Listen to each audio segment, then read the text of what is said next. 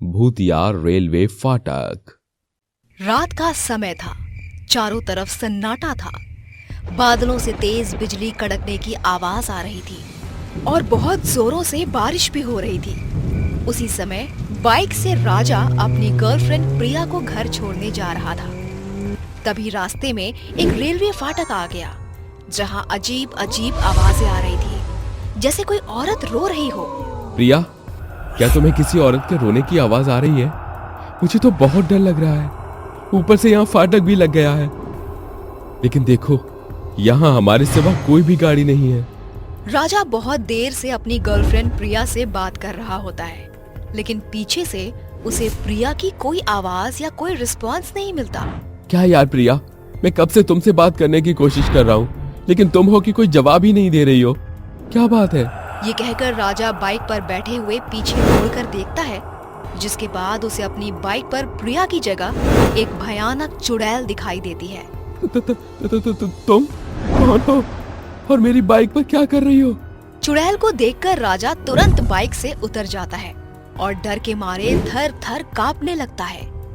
प्रिया, ये सब क्या है? तुम एक चुड़ैल की तरह क्यों दिख रही हो? क्योंकि मैं तुम्हारी वजह से एक चुड़ैल बन गई हूँ। अचानक से रेलवे फाटक की लाइट बंद हो जाती है और चारों तरफ अंधेरा हो जाता है। खूंखार जानवरों की आवाज आनी शुरू हो जाती है। ये सब देखकर राजा के पैरों तले जमीन खिसक जाती है। रेलवे फाटक एक भूतिया रेलवे फाटक बन जाता है, जहां चारों तरफ भूतों के कंकाल दिखाई दे रहे होते हैं। ये कुछ समय पहले की बात है। प्रिया नाम की लड़की अपने पति राघव के साथ रहती थी। राघव प्रिया से बहुत प्यार करता था और उसकी हर एक छोटी मोटी बातों का ख्याल रखता था।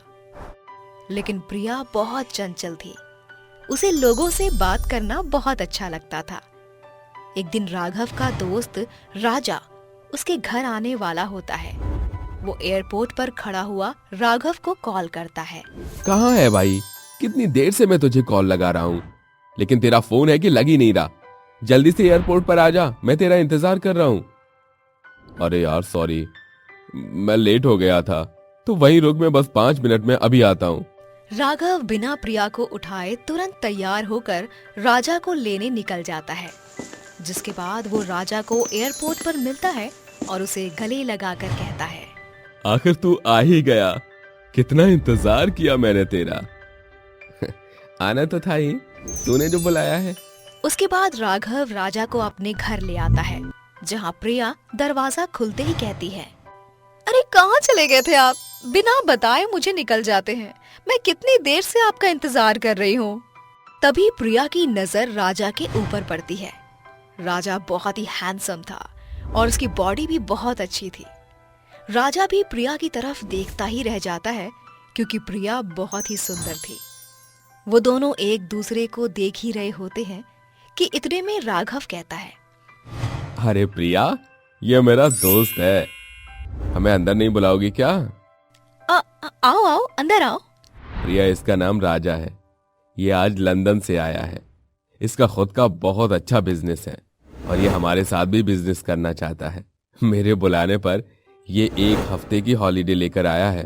प्रिया राजा का वेलकम करती है और उसके बाद नाश्ते की टेबल पर नाश्ता लगा देती है।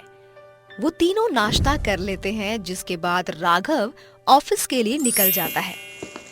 कुछ देर बाद प्रिया छत पर कपड़े सुखाने जाती है, जहां राजा पहले से ही होता है। वो छत पर एक्सरसाइज कर रहा होता है। उसकी बॉडी देखकर प्रिया की नजर उसकी बॉडी से हटती नहीं। तभी राजा प्रिया के पास आता है और उससे कहता है, सुबह एक्सरसाइज करना बहुत अच्छा होता है। इससे हमारी बॉडी बिल्कुल फिट रहती है। हाँ हाँ, सही कहा आपने। राघव के ऑफिस जाने के बाद राजा प्रिया के करीब जाने लगा था। वो दोनों एक दूसरे के साथ समय बिताने लगे थे और उन दोनों को एक दूसरे से प्यार हो गया था। एक दिन राघव अपनी घड़ी घर पर ही भूल जाता है। अरे ये क्या, घड़ी तो पहनी नहीं मैंने। हाँ चलो कोई नहीं, वापस जाकर ले आता हूँ। जब राघव वापस अपने घर लौटता है तो उसे अपने कमरे में प्रिया और राजा एक साथ दिखाई देते हैं। जिन्हें देखकर राघव के पैरों तले जमीन खिसक जाती है, जिसके बाद राघव प्रिया को डिवोर्स देने का फैसला करता है। प्रिया भी अब राजा के साथ रहने लगती है, लेकिन उन दोनों के बीच हर रोज लड़ाइयां शुरू हो जाती हैं। रोज रोज की चिक-चिक से परेशान हो चुका हूं मैं। अब मुझसे और नहीं रहा जाता।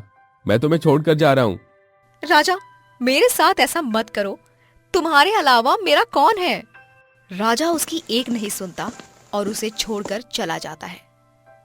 प्रिया उसको रोकने के लिए उसके पीछे भागने लगती है। जैसे ही वो रेलवे फाटक पार करता है, उसके पीछे से प्रिया फाटक के बीचों बीच फंस जाती है और तभी सामने से एक ट्रेन आती है, जिसके बाद प्रिया की मृत्यु हो जाती है और वो एक चुड़ैल बन जाती है। उस दिन के बाद से वो चुड़ैल रात के समय फाटक पर अकेले लोगों को देखकर मार दिया करती थी। रात के समय भूतिया रेलवे फाटक कोई भी पार नहीं करता था। अगर कोई गलती से भी फाटक पर अकेला मिलता था तो चुड़ैल उसको मार दिया करती थी। कुछ दिन बाद राजा वापस गांव लौट आता है। अरे काफी लेट हो गया हूँ। रात के 2 बज गए हैं। ये रेलवे फाटक कब खुलेगा? तभी फाटक की लाइट बंद हो जाती है। चारों तरफ घना अंधेरा हो जाता है। ऊपर से औरत की पायलों की छन छन की आवाज आने लगती है। कभी औरत के रोने की भी आवाज आती है। अरे ये सब क्या है? लगता है यहाँ कुछ गड़बड़ है। तभी फाटक खुल जाता है और वो बाइक से अपने घर निकल जाता है। राजा को चुड़ैल देख लेती है। आखिर मेरा इंतजार खत्म हो गया राजा। अब राजा को मारकर मेरी आत्मा को सुकून मिलेगा। ये सोचकर वो पहले की तरह अपना रूप धारण कर लेती है और राजा के घर जाती है। राजा प्रिया को देखता है तो प्रिया पहले से भी ज्यादा सुंदर दिख रही होती है, जिसकी वजह से वो उसकी खूबसूरती के जाल में फंस जाता है। प्रिया तुम बहुत खूबसूरत हो।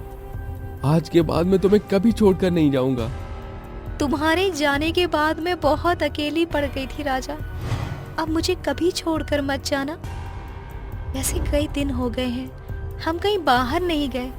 चलो बाहर घूम के आते हैं।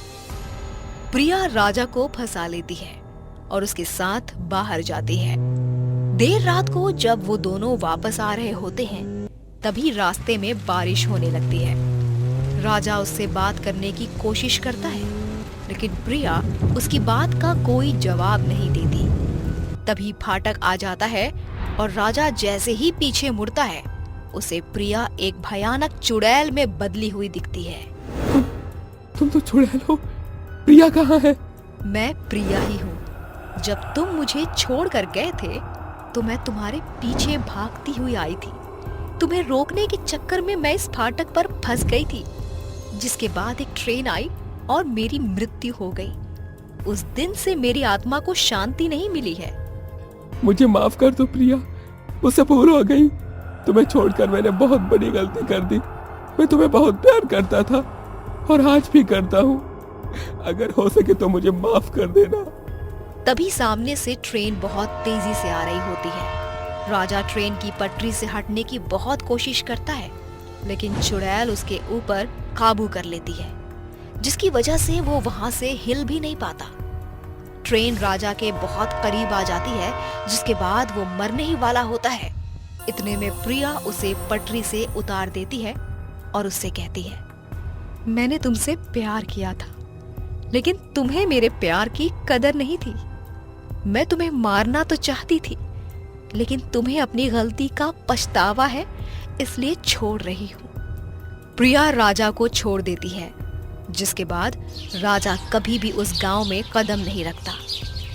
आज भी कभी कभी प्रिया की आत्मा उस रेलवे फाटक पर दिखाई देती है, लेकिन वो अब किसी को कोई नुकसान नहीं पहुंचाती।